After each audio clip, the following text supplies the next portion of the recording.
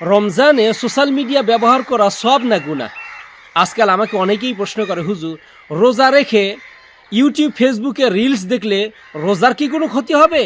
উত্তরে আমি বলবো, কন্টেন্ট যদি হারাম, কিবত, শেখায়েত, পরনিন্দা অথবা অশ্লীলতা দিয়ে ভরা থাকে তাহলে অবশ্যই রোজার ক্ষতি না হলেও সব কমে যাবে। এ ব্যাপারে মহান আল্লাহ রব্বুল আলামিন পবিত্র কালামুল্লাহ শরীফের 24 নম্বর সূরা আন-নূরের 30 নম্বর আয়াতে কারিমার ভিতরে ইরশাদ করেন, কুল্লিল মুমিনিনা ইয়াগুদ্দু মিন আবসারিহিম, হে মুমিনগণ তোমরা তোমাদের নজরকে হেফাজত করো। এ ব্যাপারে রাসূলুল্লাহ সাল্লাল্লাহু আলাইহি ওয়াসাল্লামের ফরমান হলো, মাল্লাম ইয়াদা কওলা সুরি ওয়াল আমালা বিহ, যে ব্যক্তি মিথ্যা কথা ছাড়ে না এবং মন্দ কাজ বর্জন করে না, ফালাইসা লিল্লাহি হাজ্জাতুন ফি আন ইয়াদা তুআমাহু ওয়া শারাবাহ, ওই ব্যক্তির সারাদিন পানাহার ত্যাগ করা আমার আল্লাহর কোনো প্রয়োজন নাই। এটা সহিহ বুখারী শরীফের 1903 নম্বর হাদিস।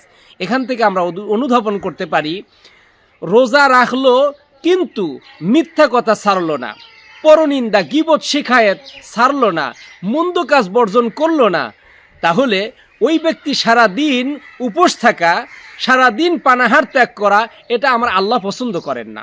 সমসাময়িক যে বিষয়টা তুলে ধরতে চাই, রমজানে রোজা রেখে ফেসবুক স্ক্রল করা অথবা রাত জেগে ইসলামিক ভিডিও না দেখে শুধুমাত্র টিকটক দেখে রাত যাপন করা, সময় ব্যয় করা, এটা রোজার উদ্দেশ্য হতে পারে না।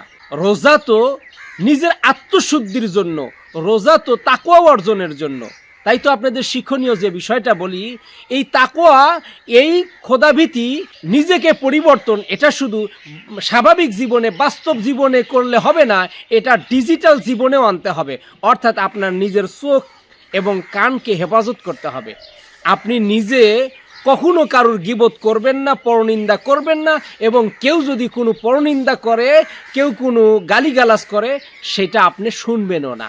তাহলেই তো আপনার চোখ, নাক, কান, মুখ, হাত, পা সবগুলোরই রোজা ঠিক থাকবে।